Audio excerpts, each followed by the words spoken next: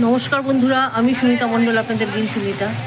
আজকে আবার একটা নতুন ভিডিও নিয়ে এসেছি। দেখুন, এর আগের দিন দেখিয়েছিলাম এই ব্রাজিলিয়ান লাকি উড বা ড্রাসেনা ফ্র্যাগ্রেন্স সম্বন্ধে।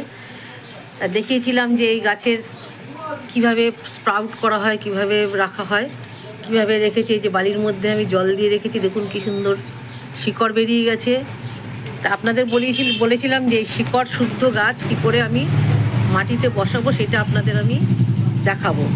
আজকে আমি চলুন যাই, এর মাটি কি করে তৈরি করব, এর পরিচর্যা কি করে করবেন, কি কি খাবার দেবেন না দেবেন, সমস্ত বিষয় আপনাদের বলবো।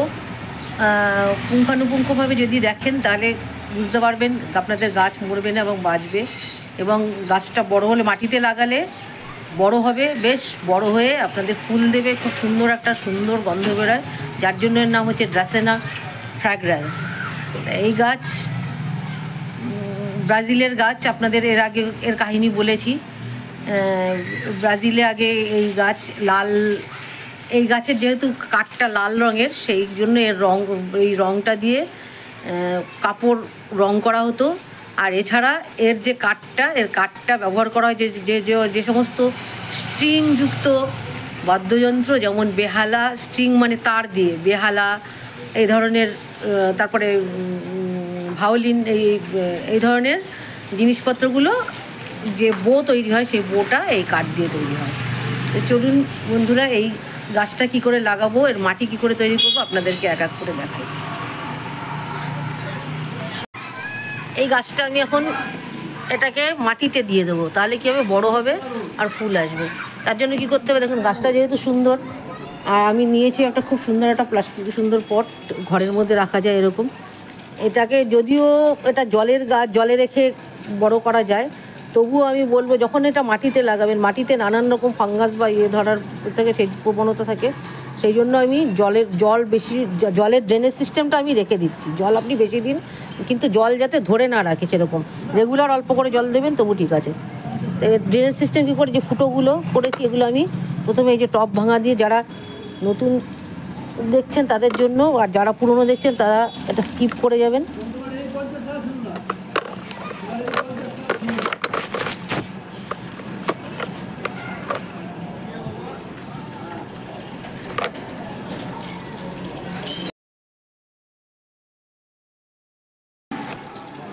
এবার এটা ফার্স্ট লেয়ার হয়ে গেল, এবার এটা সেকেন্ড লেয়ার দেবো। স্টোন চিপ দিয়ে দিলাম সেকেন্ড লেয়ার।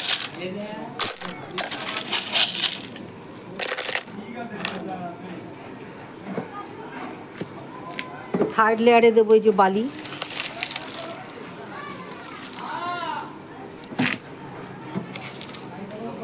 এইবার এখানে আমি একটা মাটি নিয়েছি, এখানে 40% নিয়েছি আমি, দেখুন ঝুরঝুরো দোআঁশ মাটি নিয়েছি, আপনারা গার্ডেন সয়েলও নিতে পারেন।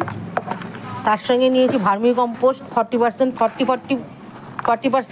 মাটি, আর 40% নিয়েছি আমার ভার্মি কম্পোস্ট। আর এখানে 35 নিতে পারেন। আর নিয়েছি 10% নিয়েছি নিম খোল, আর নিয়েছি 20% বালি। এটা নিয়ে আমি এটাকে একটা সুন্দর একটা মিশ্রণ বানালাম। এর মধ্যে দেব, এই দেখুন সাফ, এই ফাঙ্গিসাইডটা দিয়ে দিচ্ছি।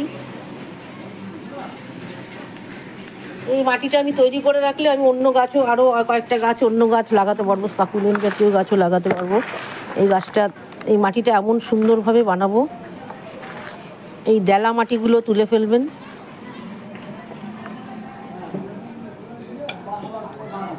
টবের ড্রেনেজ সিস্টেমটাও ঠিক করে দিয়েছি, আর মাটিও তৈরি। এইবার এই মোটা যেগুলো দানা দানা মাটি, সেগুলো আমি সরিয়ে দিলাম।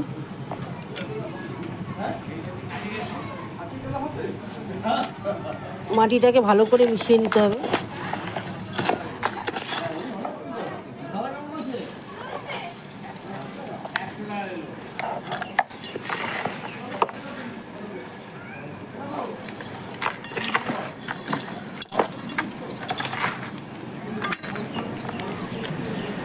এবার বেশ খানিকটা মাটি দিয়ে দেবো এটা।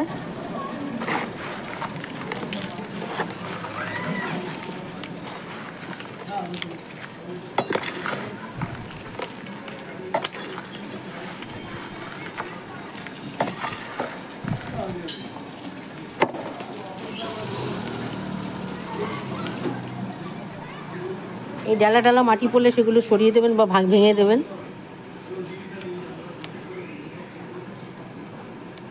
এইবার এইটাকে আমি জল থেকে এখান থেকে তুললাম, তুলে ঠিক যেন মাঝখানে হয় গাছটা, যেন আরেকটু মাটি দিতে হবে, কেননা বেশি ডুবে গেলে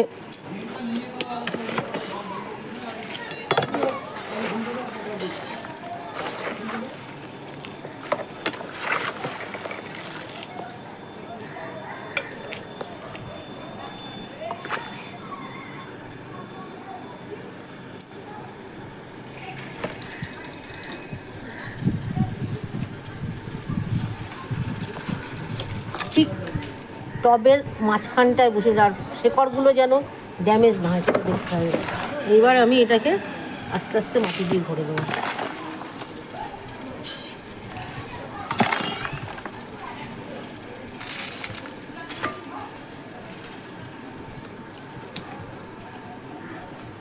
মাটিগুলো গাঁথিয়ে দিতে হবে যাতে বারবার গাছটা নড়ে না যায়, আর এয়ার পকেট যেন না থাকে, সেই জন্য মাটিটা গাঁথিয়ে দেবেন, নাহলে কিন্তু রুট রট হয়ে যাবে।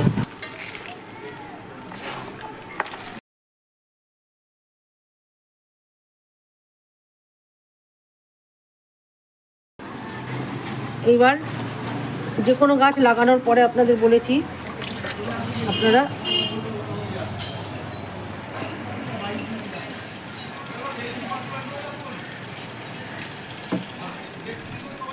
এটাকে পুরো ফাঙ্গিসাইডের জলে চান করিয়ে দেবো।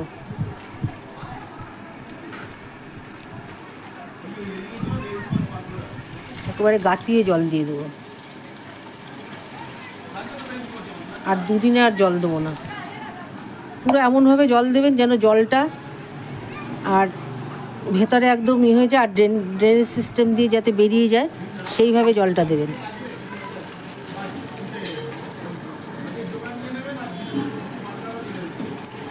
এইবার এর মধ্যে আমি যা খাবার দিয়েছি তাতে আর মানে মোটামুটি 15-20 দিনের মধ্যে আর কোনো খাবার দিতে হবে না। এতদিন জলের মধ্যে ছিল, জলের মধ্যে যা যা খাবার দেওয়া সেটা আমি আপনাদের এবার আপনাদের যেটা করণীয়, 1 মাস বাদে তো খাবার দেওয়া শুরু করবেন। আমি সমস্ত গাছে ক্যালসিয়াম নাইট্রেট দিই 8-10টা করে দানা 15 দিন অন্তর অন্তর, আর এছাড়া 20-20-20 দিতে পারেন অল্টারনেট 15 দিন অন্তর অন্তর। এই গাছগুলোতেও আশা করি এই খাবার দিয়েই বড় হবে, এবং গাছটা বড় হলে আপনাদের দেখাবো। এই দেখুন আরেকটা ড্রেসিনা আমি এই যে লাগিয়েছি, এটা কত সুন্দর হচ্ছে, এটা বেশ বড় হয়ে ফুল দেবে।